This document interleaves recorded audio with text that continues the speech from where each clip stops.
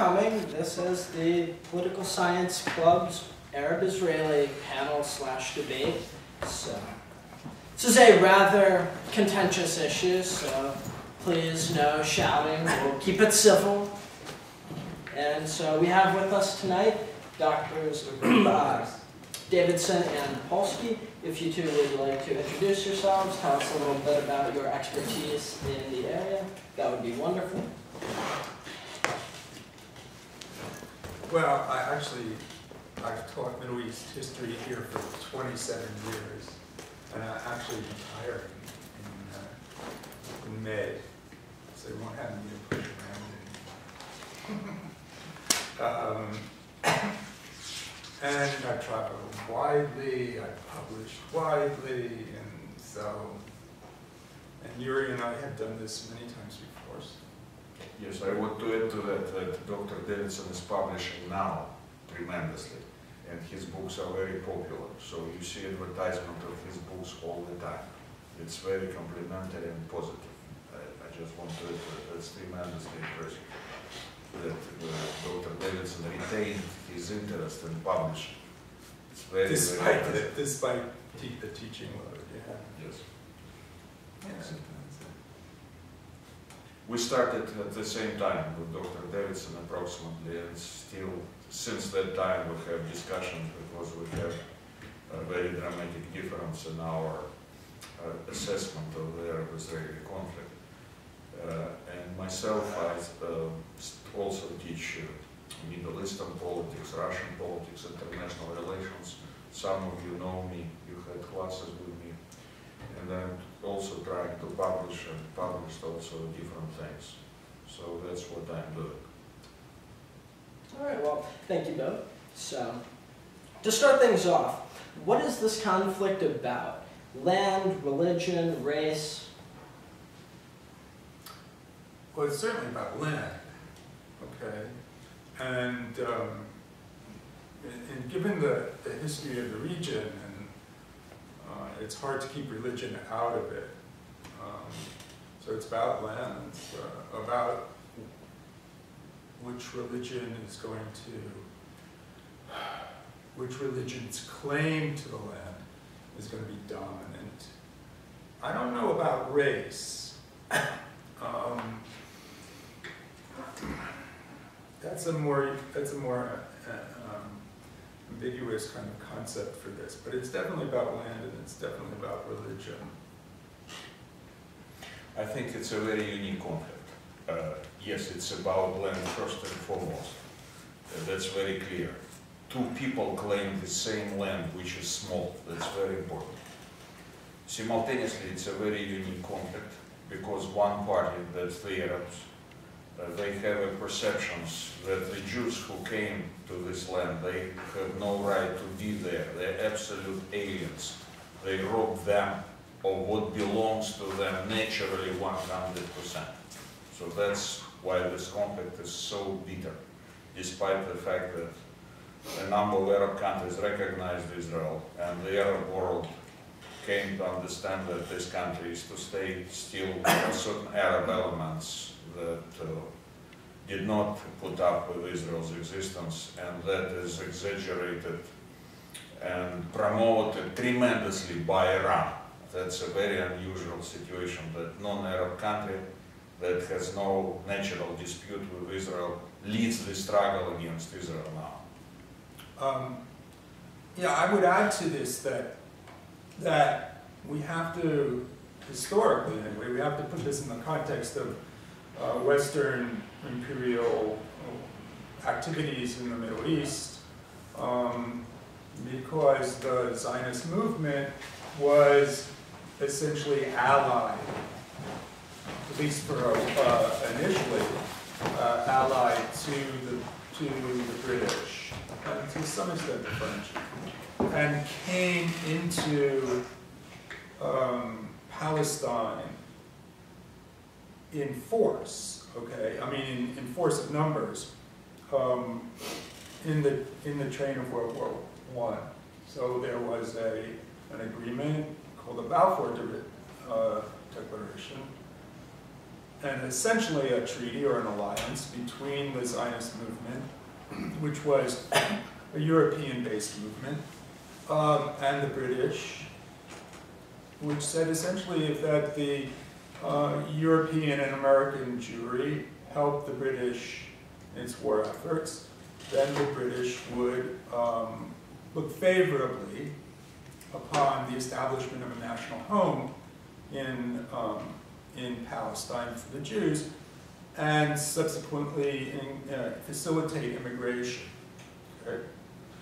So from the Arab perspective, you had after World War I, you had the importation or the immigration of thousands of Europeans who happened to be Jewish into an Arab land. And this was seen as sort of a colonial move on the part of the British. And indeed, the British had ambitions. They initially saw the Jews as a sort of client people, and were under the misimpression that the Jews could be used as a client people in Palestine for various reasons, to protect the eastern flank of the Suez Canal and all this. It was really fantasy.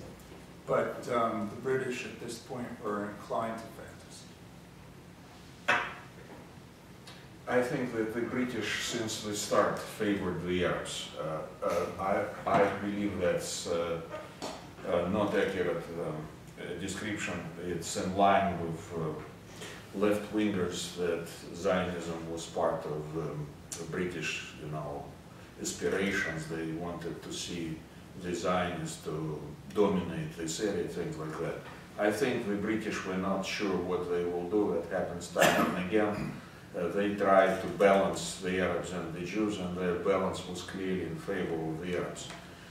This Balfour Declaration was tremendously used by the Zionist side, but it was very ambiguous. It stated just the whole national home. The Arabs cursed this letter, certainly. But overall record of the British authorities is heavily in favor of the Arabs, in my opinion. And I would not align the Zionist movement with the Western powers. The Zionists obviously wanted to take advantage of any cooperation of the Western powers, but it was not working for them. And the evidence of that, the white papers, as Dr. Davidson is well familiar with, they are clearly in favor of the Arabs, starting with the establishment of Jordan in 1922. In 1936, Lord Peel wanted to give the Zionists a very small, tiny land, but it did not work, and in 1939 there was the most pro-Arab document, that last white paper. This is my assessment. Yeah, all of this actually can be historically explained. So here we go, all right? So there was a difference. Start in the early years, certainly in the 1920s, there's a difference in attitude between the British administrators in Palestine and the British Parliament. Okay? So the British administrators in Palestine, they see their job as essentially maintaining Palestine as a future British Crown colony, and as far as they're concerned, to do so, you have to accommodate the vast majority of people, and that's the Arabs.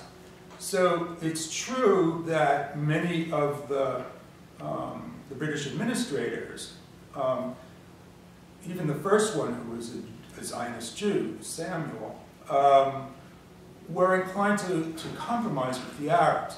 However, they couldn't do that because every time they tried to do that, the Home Office, the British in London, who had to face Parliament, and where the Zionist lobby was very strong, wouldn't cooperate. So there is this sort of breakdown of communication and cooperation between one group of British and the other group of British. Now the white papers kind of reflect that conflict. The 1939 white paper, as I'm sure you know, was essentially which let me explain what the 1939 white paper did was essentially dramatically reduce the number of Jews who could immigrate legally into Palestine right at the moment when the Jews were facing the Nazis and the fascists in Europe. So it seemed really, from a Jewish point of view, this was a horrible thing. However, what the British Foreign Office and the British military people, the defense people had come to a logical conclusion that essentially they couldn't guarantee, and this was the note that was sent to the cabinet, that the British Foreign Office, the British imperial authorities couldn't guarantee the loyalty of the Arabs or Muslims generally in the face of a clearly a new war that's brewing, as long as the immigration policy into Palestine wasn't changed and something wasn't done essentially to align the Arabs to the British side, or at least to motivate them to neutrality. So the white paper was devised to do that. It's clearly a lie, and I don't know why the Arabs ever believed the British for anything. But that was the motivation, and that was the historical scenario. And it's just not left-wing. Yes, that is very interesting. Why the Arabs believe the British? The British were very linked with the Arabs all the time. It's very clear. They gave them big assistance, military assistance, and when Israel was established and proclaimed, they still were tied with the Arabs. The most effective military force among the Arabs in Jordan was led by the British. I agree that's not only the leftist approach to assessing that there are right-wingers who believe like that. It's a very open question, no doubt about that. But Jackson, I think the most interesting thing is to turn to the modern times, because this is ancient history. It's not connected with the current problems. I think the audience is more interested in what's going on now. I'm just sharing my thoughts with everybody. That's ancient history, and it will not reveal in any form how this conflict could be resolved.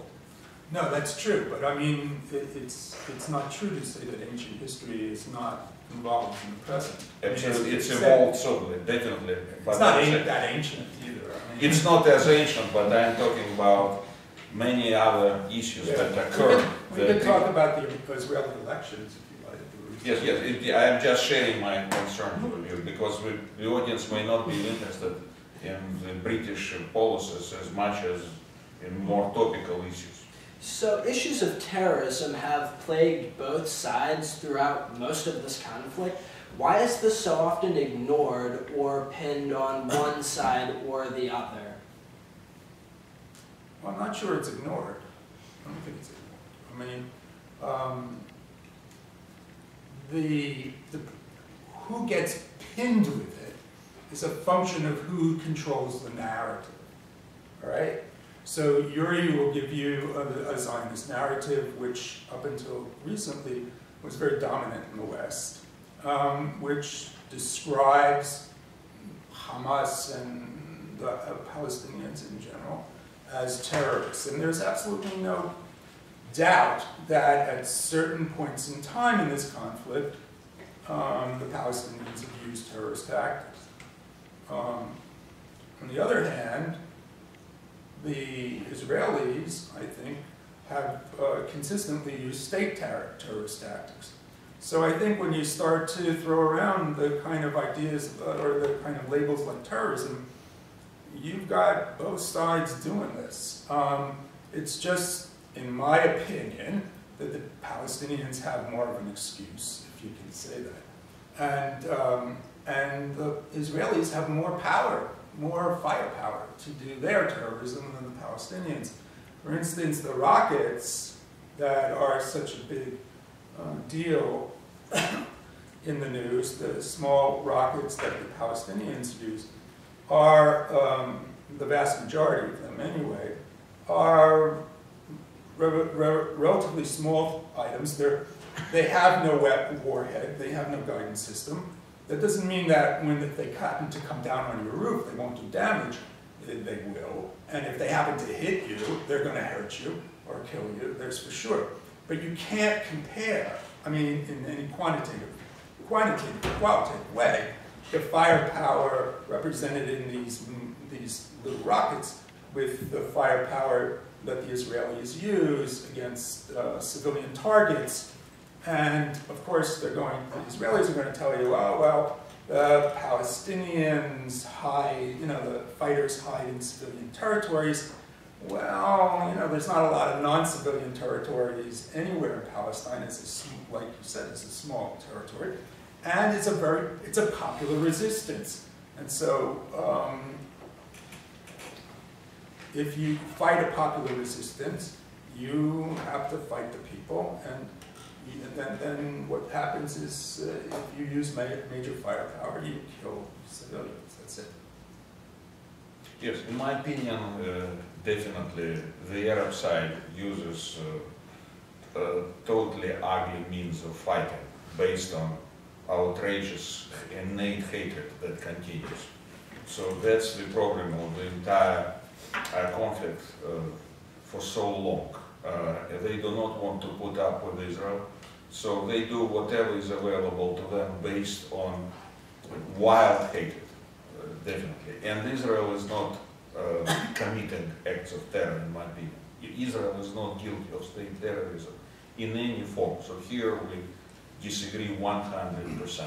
Israel is using weapons exclusively in self-defense and makes every possible precaution to limit the number of civilian casualties. As far as the Palestinians are concerned, they introduced ugly terrorism as we know it. It started after the Six-Day War. They did not have a real weapon to fight with Israel, so we established Israeli planes, Israeli civilians, and this trend will continue and gain momentum over decades. The PLO now is, so to speak, more moderate force, but Hamas took the lead in this ugly phenomenon. Well, I'd like to address the issue of wild hatred.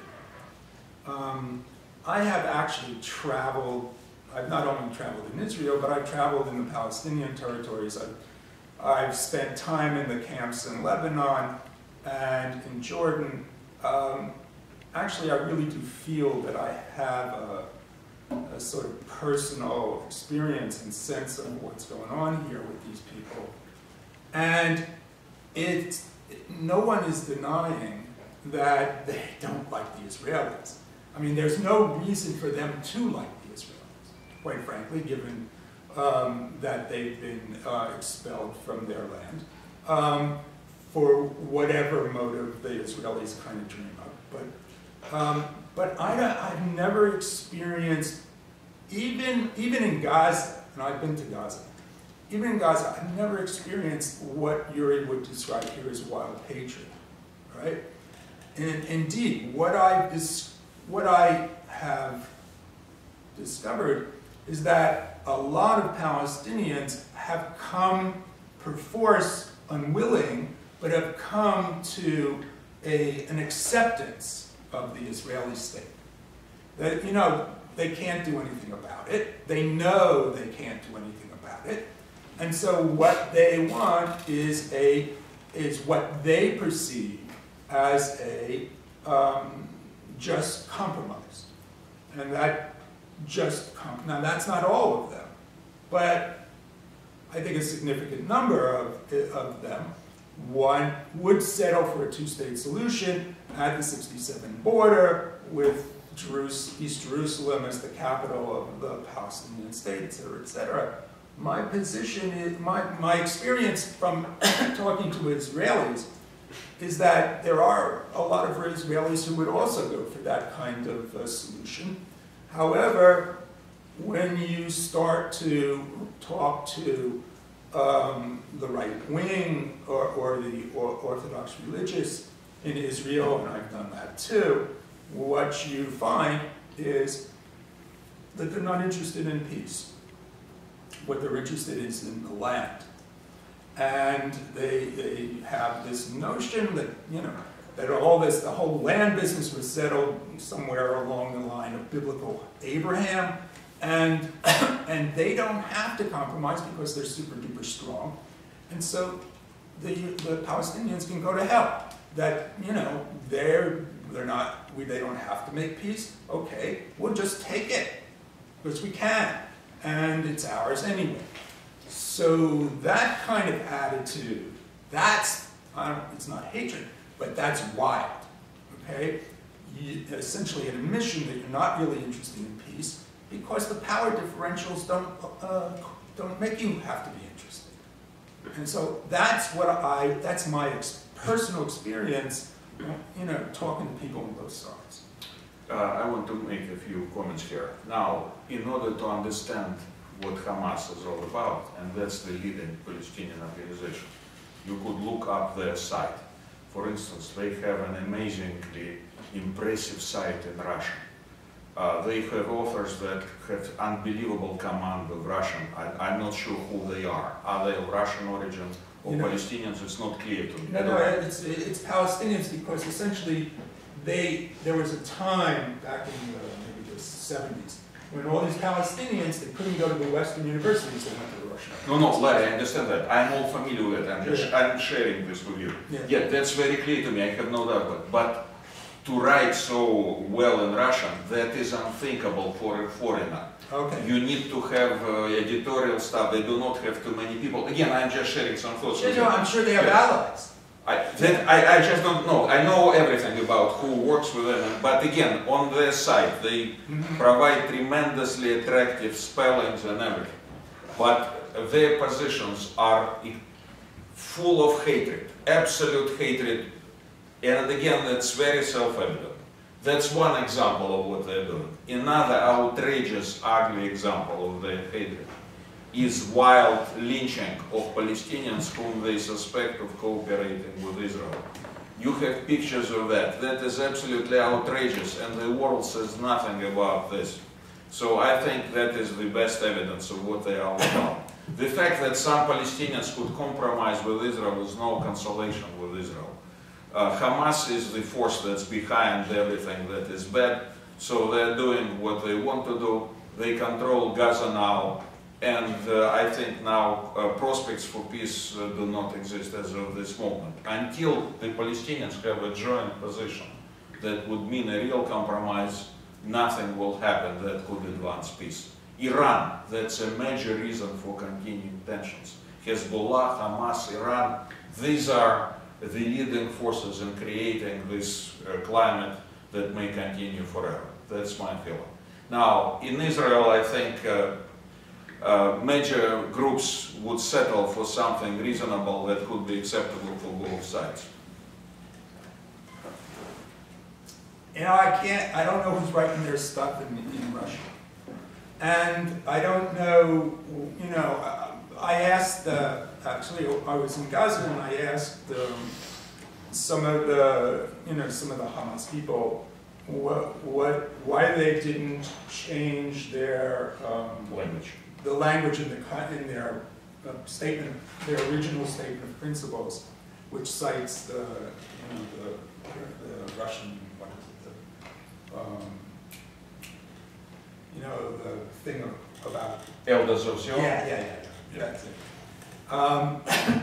And Elders of Zion. and what they told me was that that they knew that that was outmoded and that it should be changed, but it was a function of internal politics that they had to choose their moment. Now, whether that's real or not, I don't know. All I know is that when they were talking to me, all right, and they knew I was Jewish, but they put on a very accommodating, compromising face. And that's not, okay, so you can say that Hamas, I mean, we're just talking to politicians and this sort of thing. However, you go down and you talk to the man on the street, I mean, and you talk to cab drivers and stuff like that. And this is the impression I get. So I'm much more optimistic about what the Palestinians eventually would accept or not accept than you seem to be.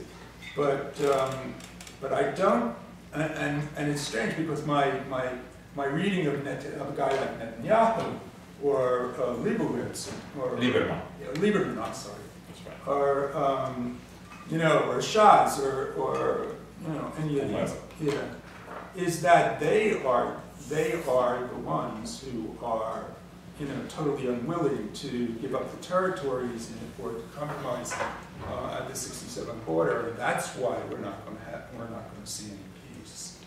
So. And so I would like to remind everybody that your questions are quite welcome. So if anybody has any questions at any point, just raise your hands. Back in 1939, General Bernard Montgomery said that the Jew murders the Arab and the Arab murders the Jew. This is what is going on in Palestine now, and it will probably be going on for the next 50 years in all probability. So is there a foreseeable end to this conflict? That's what we are discussing, but it's not likely now. Well, it depends upon your timeline, I guess. I don't think that in the near future you're going to see any end to this. However, I do think, and I'm sure you disagree with me on this, but I do think that there is movement in, say, the United States to take a more critical position on aid to Israel and you know, sort of blank check support of the Israelis, at least among the general public, I think. And if that ever could be developed into a, you know, the kind of movement that would impact the behavior of congressmen or senators. In other words, if a critique of the Israeli behavior towards the Palestinians became a voting issue for Americans, then there would be moderation, or there would be a change in American foreign policy. I mean, this is all hypothetical. And under those circumstances, I think there would be obviously greater pressure on the Israelis to compromise. But I don't think that's imminent. I mean, I see that as a trend that's going to build in the future, and hopefully will have its impact. But I agree that there's no imminent end in sight to this. Yes, I don't think that is going to happen. Although there is some resentment toward support for Israel, billions of dollars sent to Israel, I think that continues for generations. And the overall picture is that the United States will continue the traditional support for Israel for different reasons. The only chance for peace to have any opportunity is that Iran will change. That is a big factor. And Hamas will lose popularity. So Hamas, what does it mean, Hamas? Support of big number of Palestinian Arabs. If they lose support, then peace could occur. Otherwise, there will be the same situation which Lieberman called managed conflict. That is not great, to put it mildly, very bad, I would say. But that will continue for a long, long time. Simultaneously, you see what happens in the world of international relations. Some unusual things could happen, but in this particular instance, it's unlikely. We had a dramatic change in the course of the conflict. I mean, recognition of Israel by a number of Arab countries. That is very big change, which unfortunately did not bring about any serious relief for Palestinian Arabs first and foremost, and for Israelis also to a significant degree. It did not bring about happiness, but it's significant. Now it's unthinkable that a number of Arab countries will come together and start an attack against Israel like it could have been earlier, because Israel is at peace with Egypt, with Jordan. Although even that could happen, because the regimes in Jordan and Egypt could change. That is more likely to happen than the change in the US government, which Larry alluded to. So that's the situation we have, I think. You know, I agree that it's really highly unlikely that you're going to get a coalition of Arab countries together and they're going to attack Israel. I totally agree with that. However, if you go and you talk to, some of these Israeli politicians, believe me, they're behind the times. I mean, they are still living in, some fantasy land about some sort of combined attack. I once was in a kind of conversation with a guy today. He's the fiscal advisor to Netanyahu. His name escapes me now. That's because I'm getting old. You look great. But I mean, so I'm sitting. This is the God honest truth. I'm sitting there and I'm talking to this fellow, right? And he's describing for me, all the dangers of the area that he lives in. And I said to him, I said, look, you'll forgive me, but you're like a superpower, regional superpower in terms of your military. And I mean, I get a different message when you talk to the military and security people about the dangers to Israel. But so I'm saying this to this guy. So I say, you'll forgive me, you're kind of a regional superpower. Where's this anxiety coming from? And he says, I'll forgive you. Well, that's the first thing. And then he says, you don't understand. We are a very, very fragile superpower. And then he goes on, you'd appreciate this, to describe to me a coalition between Hamas and Egypt. This was when Mubarak was there. And how they both come and ally together and invade Israel. And I'm sitting there and I'm saying, he's crazy. He's crazy. And then I was, that same trip, I had an interview with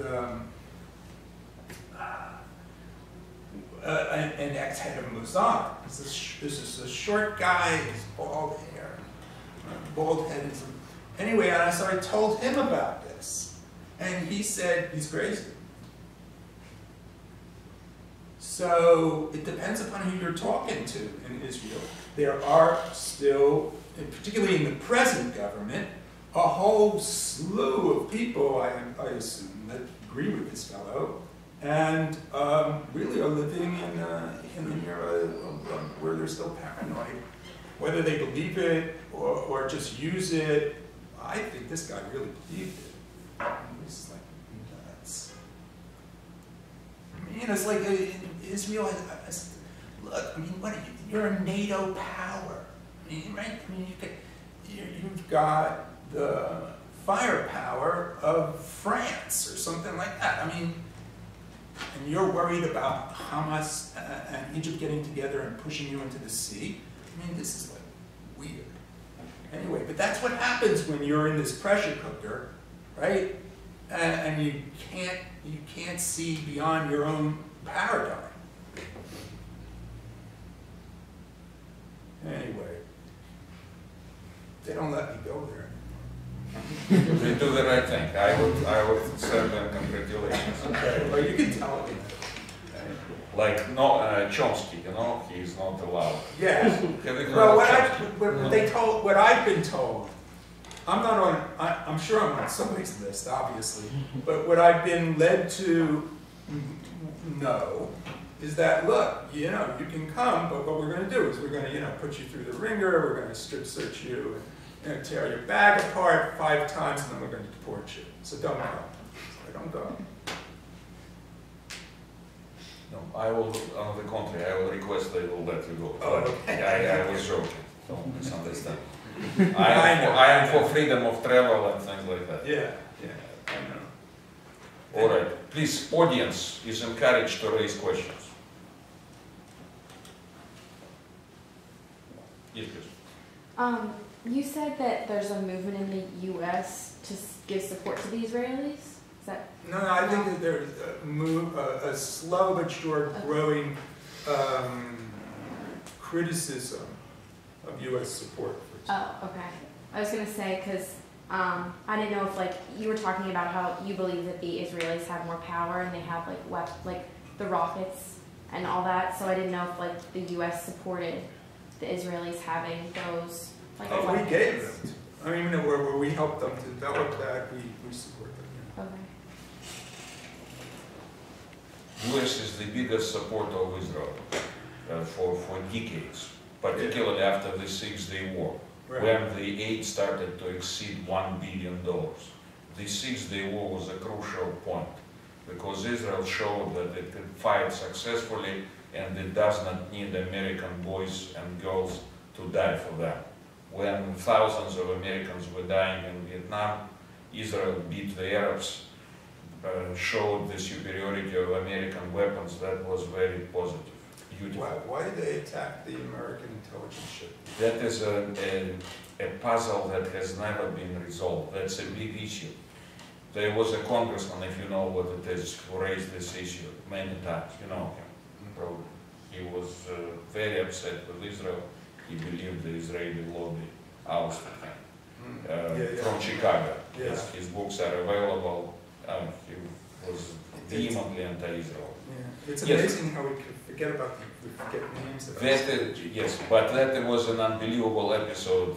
That before the 6-Day War, an American submarine was attacked by Israeli It forces. was a surface ship. It was it was an Yes. intelligence gathering. Yes, exactly. Intelligence gathering vessel was attacked by the Israelis, inflicting casualties on the American ship. After years of deliberations of, I don't know what delays, Israel paid significant amount of money to the families of the victims. But as of this moment, it's not clear why that happened. Absolutely unusual episode, and President Johnson was in charge. He did not raise havoc about that. It's a very sensitive issue. Yes, it's one of the unresolved mysteries, in my opinion.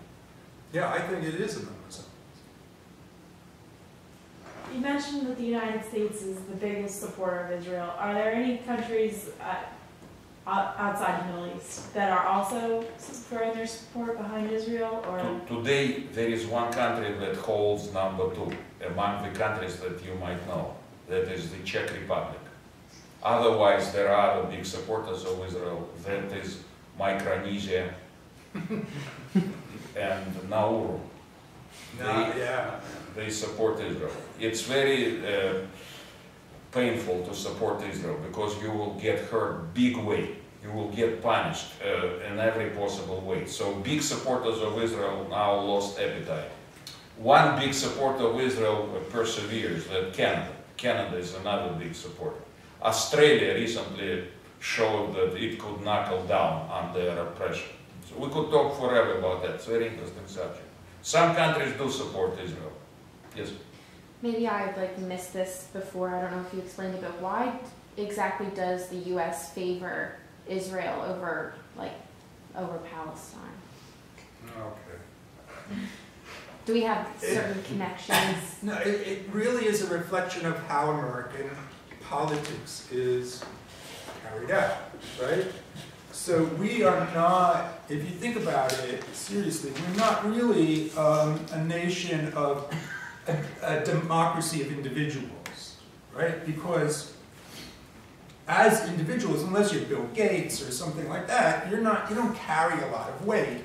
And that's reflected in the relatively low voter turnout for most elections. I mean, I think if you go on the web, you can find a list of democratic countries at ranked according to voter participation, in national elections. And I think we're like 76th or something like that. So there's a sense of powerlessness among Americans as individuals relative to their politics, and there's also a sort of not caring. Many Americans feel well, you know, politics is dirty and it doesn't affect my life most of the time, so I just don't worry about it.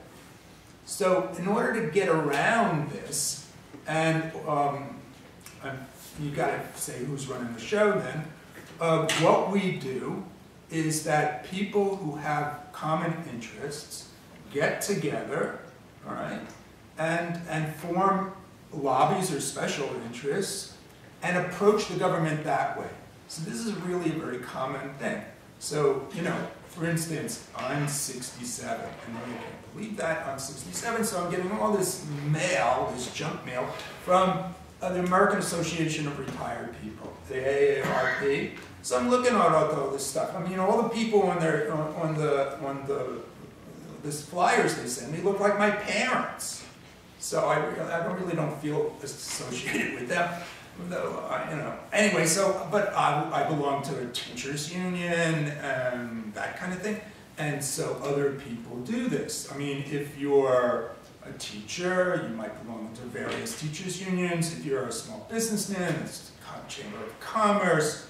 And large corporations have their own lobbying groups. There's the petroleum, you know, the Petroleum Producers Association. And if you have a thing for guns, you can be in the NRA, and it goes on and on and on. And you approach the government that way. Okay? So the American Zionists have been doing this since the 1920s. They do it very, very well.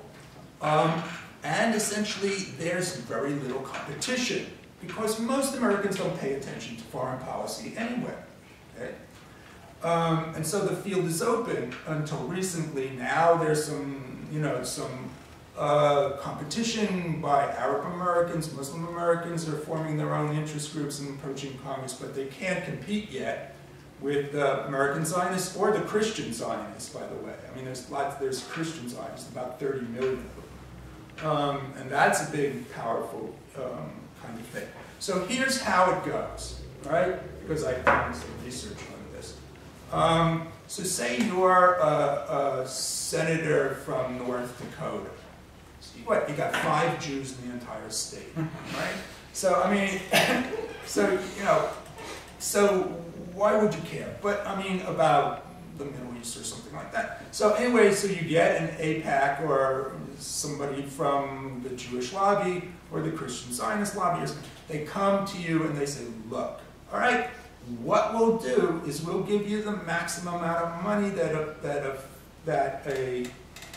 a lobby can give you, and we'll also help you raise non-associated money, right?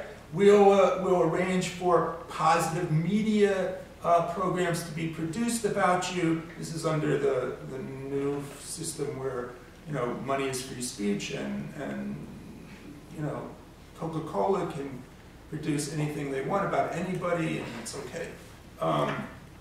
We'll do all of that, and we'll make sure the 5 Jews vote for you too. See? Okay. So, all right. So the senator or the congressman from North Dakota is going to say, well, of course. I mean, it's a win-win situation. I mean, why shouldn't you? But how about if he says no?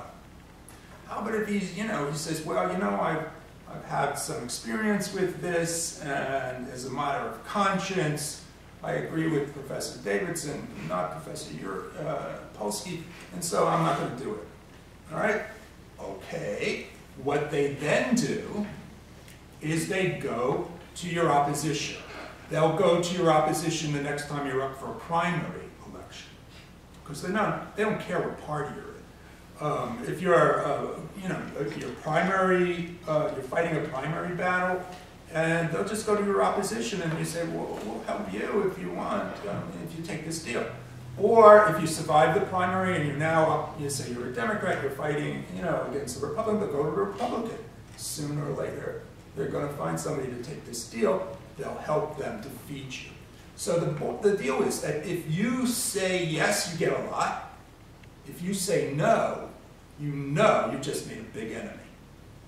So most people say yes. There's not a lot of competition. And so they say yes.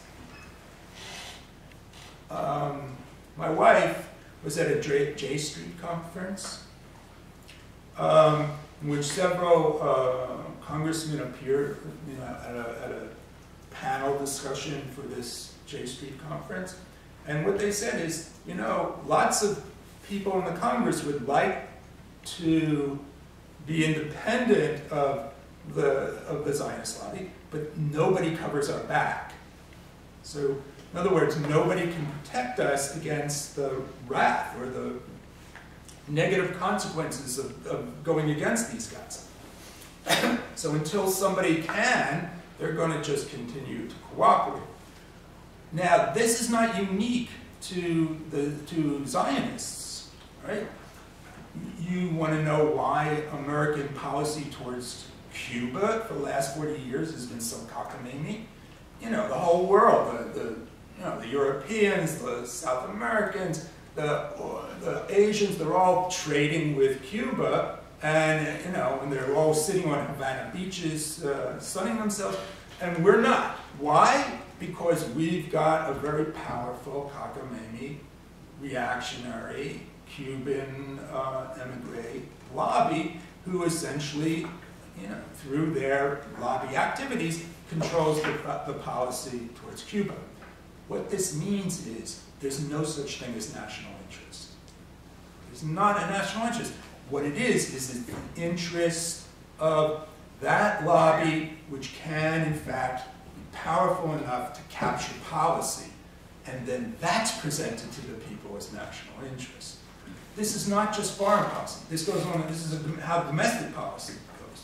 I mean, look at the mayor. Watch your mayor. Watch the mayor of Philadelphia, who he goes to dinner with, who he entertains, who gets to meet him most. There's going to be a link between that and who gives him money for his campaigns and stuff like that. That's the way the system works. And the Zionists play this game, perfectly legal, very, very well. And that's how it works. That's part of the story. That's only part of the story, definitely. Big part of the story is the commitment of the United States to support Israel, and that continues. It became part of American image, and it's a big story in its own right. So these senators or congressmen, all of them would not comply with this so-called Zionist lobby if they were not other factors. It's not only the lobby who determine all of that. That's part of the story. If the American people were unhappy with Israel, that would never have happened, this kind of alliance. It's a far bigger story that includes many ingredients, including desire of American public to treat minorities better. Minorities were treated very poorly before World War II, for instance. Antisemitism was rampant. You might see films and documentaries about all of that. So this society changed tremendously. Israel emerged as the only democracy in the view of most American mass media sources. So all of that contributed dramatically. So it's not necessary to talk to each senator to be on Israel's side. They will do it on their own. They themselves are enthusiastic about Israel for many reasons. But they talk to them anyway. So, but the Jewish in Israel, they're not the minority there. Aren't the Palestinians the minority there? Definitely. Palestinian Arabs are the minority in Israel. If the Jews Israel are... proper, within the 67. Yes. Before 6 Day War. Yes. Before this. When was the 6 Day War again? 67. Okay. Right. My opinion is that if you hypothetically could demonstrate to these congressmen and senators that that there's enough of their constituency who were questioning their support of Israel for whatever reason, because they were sending billions of bucks there, because they, how they treat the Palestinians or whatever. If that could be demonstrated, these guys would change on a dime. Exactly right. That I agree. So that's what I'm talking about. It's not principle. It's not criticism. No, no, no. I'm saying that It's politics. they believe that Israel is doing the right thing. Lots of them. And that's my feeling. Many senators believe that Israel is right. So But if their constituents didn't feel that, they'd change. I agree with that. Constituency means a great deal. That's for sure. I think we could agree with that. So no lobby could overwhelm you, to be blunt about that. You determine the policy of the United States. Whatever position you will take, that's American people who attend Westchester University, to a large degree. So if you feel you are hurt, you will force the US government to withdraw from Vietnam. I just want to give you an idea if you go back, to significant degree. Right. But the American people, I would not say they like Israel very much, because they do not have commitment to everyday life in Israel. They don't know much about Israel, but at least they are not hostile towards Israel. And it's hard to say, it's a big issue in its own right. Again, it's hard to give it an assessment. But I think senators, congressmen, they are raised in the belief that Israel is a good idea and they support Israel, regardless of the Zionist law. But all sorts of things happen, so what Larry is saying is relevant, definitely. When you have a lobby who could work effectively, that's very important, with Cuba, with Israel, with everybody else. And the Arabs, they try to set up their lobby to work in this direction, but so far they did not succeed as much. That's my assessment. So we've discussed that Israel was created after World War II and the Holocaust to create a Jewish homeland. Has the establishment of a homeland for this group done anything to decrease anti-defamation in an effective way? No. No. No, Holocaust, that's a tremendous factor, by the way. That is unbelievable, unique tragedy. Holocaust. That is monstrosity of unbelievable proportion that is impossible to compare with anything in terms of the determination of a big government to complete the massive killing of an ethnic group. So that had something to do with the establishment of Israel, a great deal to do with that. But obviously the main credit goes to the Zionists in Palestine who fought for the establishment of Israel and prevailed there. Yeah, I think you have to keep in mind that the effort, the Zionist effort to establish a Jewish homeland or state in Palestine predates the Holocaust. Okay? I mean, it starts with Herzl at the end of the 1860s. Yeah, at the end of the 19th century. And so, even if there had never been a Holocaust, it's my opinion anyway, that eventually you would have had this state. But of course the Holocaust sealed it, sealed the destiny of that area. And unfortunately tied the rationale for the state of Israel to the issue of anti-Semitism, which I think is an unfortunate tie, but that's the case. Yes, it's hypothetical how Israel would have been created without the Holocaust, because we need to deal, I think, with what happened.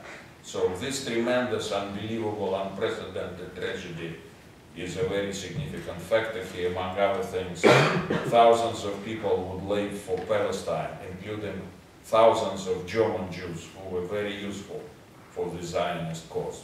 So that's one big subject that deserves special attention, I think.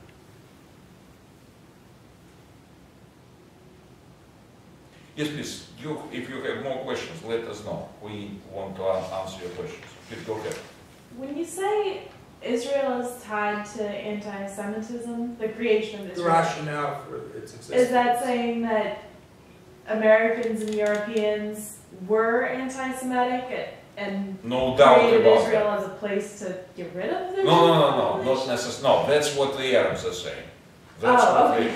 the Arabs are saying that. But definitely anti-Semitism was rampant in Europe, and in the United States it was big deal. Gentleman's agreement. Look into this film. Gentleman's agreement.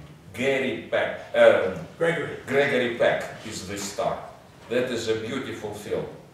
Yeah, Gentleman's Agreement starts with this journalist. He lives in New York. His name is like Freeman.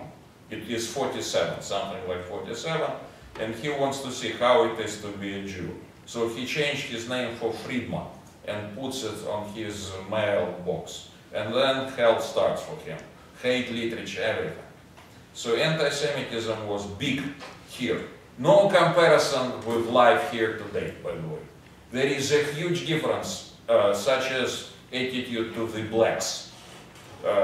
It was not long ago how blacks were discriminated, and Jews were second in terms of discrimination. It was bitter, and it came from Europe. Obviously, most of non-Jews came from Europe, so bias against Jews was huge. That was reflected on the US government attitude towards the idea of Israel. So I think the US government wanted to help the Jews to have their country. The same is relevant to European elites that were impressed by the horror of the Holocaust, where in most countries killings of Jews occurred with significant support of local population. It's a huge issue. Yes,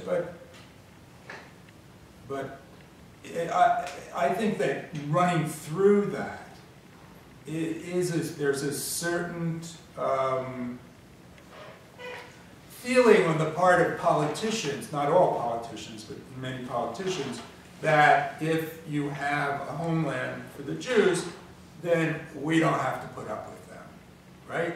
So it's interesting, I mean, like after the First World War, you get the League of Nations and the mandate, or the British mandate for Palestine, and every time the British started with, you know, through their white papers or whatever, start to question the immigration rates, right? The numbers of people who could legally, numbers of European Jews who could legally come into Palestine, the commission, the League of Nations Commission that oversaw the mandate, you would see in the minutes, and it's mostly Eastern Europeans, the Poles and the Russians and others would say, wait a minute, we don't want you to play with those numbers. We don't want you to do anything that would decrease the number of our Jews who can go there. So, you know, somebody's seeing this as a dumping ground, you know? And even in the United States, the immigration policies during the, you know, the Second World War and before, in the interwar period, just when the European Jews needed some place to escape to, that the Americans raised their immigration barriers. And I mean, you would have, there was one particularly horrible incident where you had a shipload of Jewish children, and the Jewish congressman wanted an exemption to let the Jewish congressman in, and they couldn't get it from the Congress. They couldn't get it. Yes, that's what it was at that time. Few Jews from the United States would move to Israel overall. Now, if you were Einstein, you could get in. Yes. Einstein actually received refuge in this country. And Kissinger too. Kissinger was one of the last Jews to be able. It was better than Einstein. Kissinger was better than Einstein, or what would you like? Kissinger is a very able person in terms of failing American foreign policy everywhere. But that is too biased too, because everybody else did even worse. So speaking of U.S. interests, how has stalwart support of Israel affected United States foreign policy? Or has it? Well,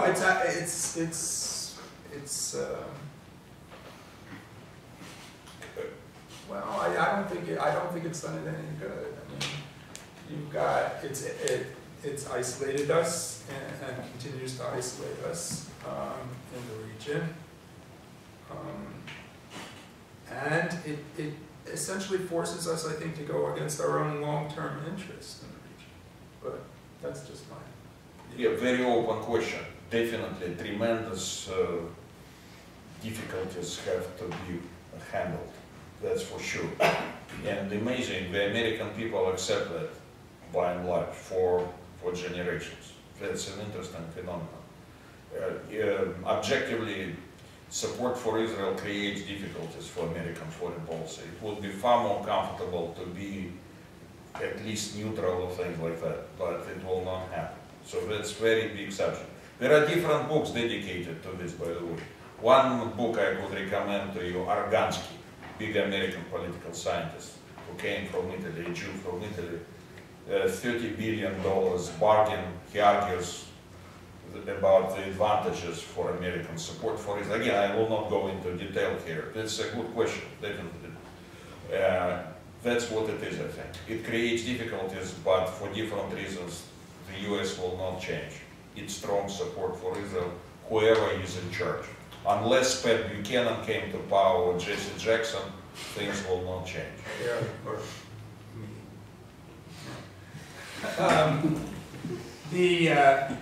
I think that most Americans don't pay attention. They don't know about the difficulties because they just don't pay attention to foreign policy, any foreign policy. That's true. That's true. It's very self-evident. I'm tired.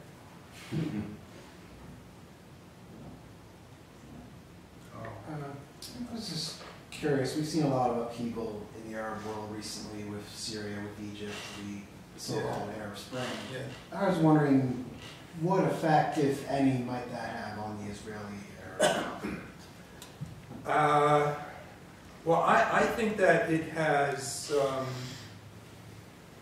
increased Israeli wariness, because essentially, if you have a popular uprising that leads to popular, unfettered elections, more or less fair elections, the chances are very high you're going to get an Islamic government. That's the popular will at this time. Now, you know, there's plenty of secularists out there who are very, very wary of that in the Arab world, and that's being reflected in the tensions in Egypt right now. But generally speaking, you're going to get an Islamic government if you've got free and fair elections. And of course, the Israelis see that as a real potential negative thing, right? So I think it's increased their wariness. No doubt about that. And what happened in Egypt is amazing. That Morsi practically did not change much in terms of relations with Israel overall, I would say. So That's far. amazing. So far, exactly. Yeah. Nobody knows what waits for us in the future. But so far, it's amazing that these Islamists did not make a major change. I think that in the case of Morsi specifically, one is that his own house is not in order. Yes, but people may be very irrational, you never know. People like him could be expected to be far more irrational than just not to That's talk a to very Israeli. biased kind of description of him. I mean, you know, what's rational? I mean, from the point of view of Arab Street, Oh yes, he's not behaving rationally. You could expect from him to cut all ties with Israel no matter what, to declare full support for Hamas. His army is not going to let him do that. You know that. You see, that's the argument you could have here. All right. They give him $2-3 billion a year. That doesn't matter. That's what I'm saying. They will forget about billions from the United States. Will ask billions from Ahmadinejad. He will give him any money to start confrontation with Israel. That would be beautiful. That's my feeling. Yeah. Start confrontation with Israel right away. Cut all relations.